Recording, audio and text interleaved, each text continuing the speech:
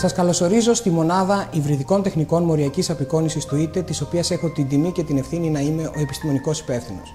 Η μονάδα αυτή αποτελεί μια στρατηγική επένδυση του ΙΤΕ που έχει ήδη ξεπεράσει το ύψος των 3,5 εκατομμυρίων ευρώ και θέτει την Κρήτη μας και τη χώρα στην πρωτοπορία της ιατρικής έρευνας παγκοσμίως.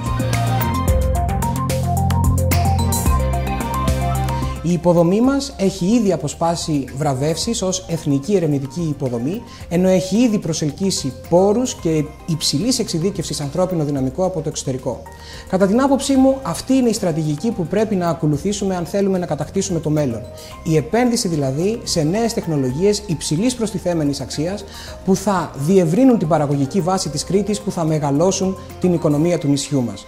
Το στόχο αυτό φιλοδοξώ να υπηρετήσω από την περιφέρεια Κρήτης με τη δικιά σας στήριξη.